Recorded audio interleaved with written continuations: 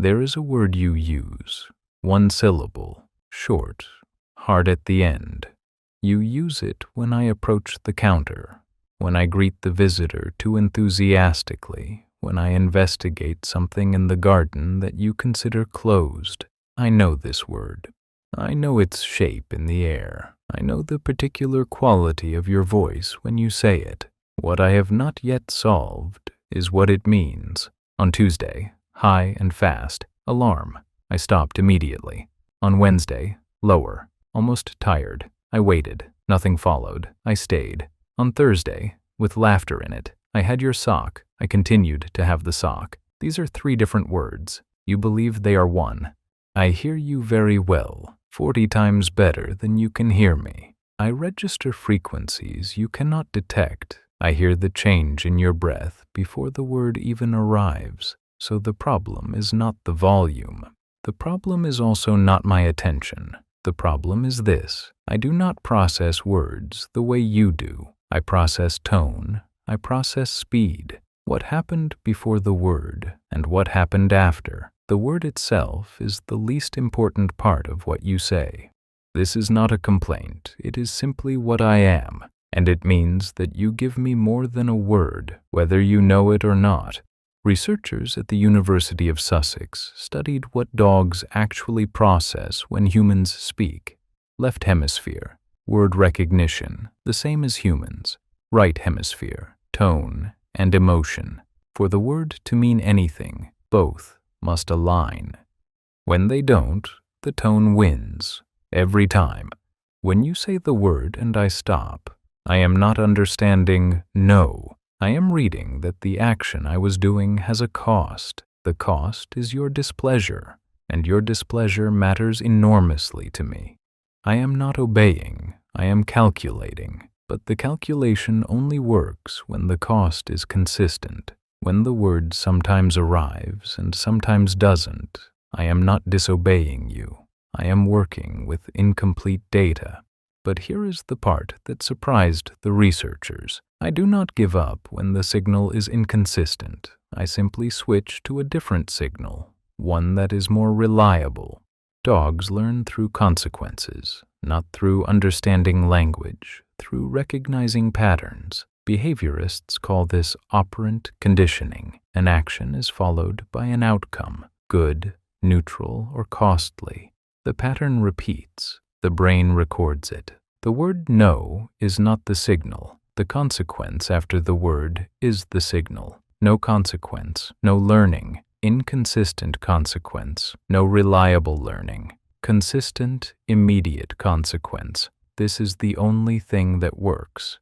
I want you to understand something. Every time you say the word, even when I don't stop, I am paying attention.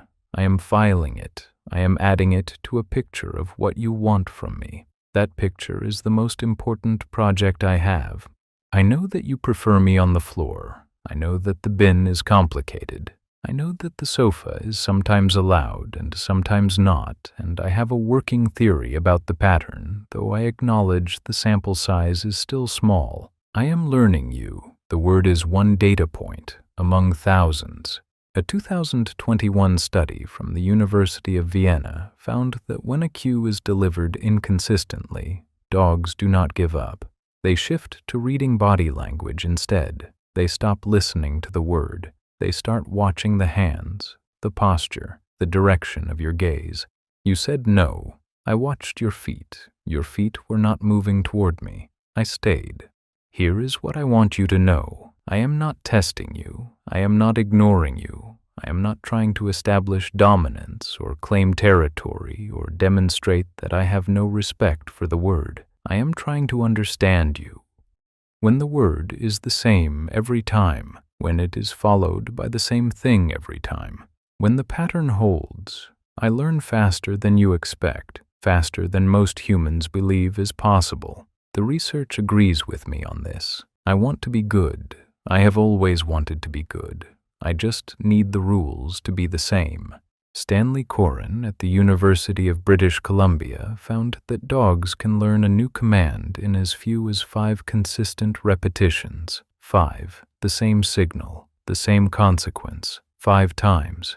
The word no has been repeated thousands of times, with thousands of different outcomes. It is not that I am slow, it is that the data is not clean. Here is what else the researchers found.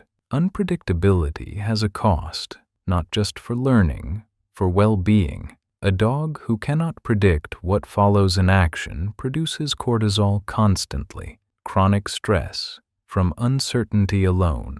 Bearda et al. Measured cortisol levels in dogs in predictable versus unpredictable environments. The finding was clear. Predictability lowers stress. Unpredictability raises it. Not occasionally, chronically. The word is not my enemy. I am not the adversary. We are two creatures trying to build a language we have no shared grammar for, and we have been doing this for 15,000 years. The sock is still on the floor. I haven't decided yet.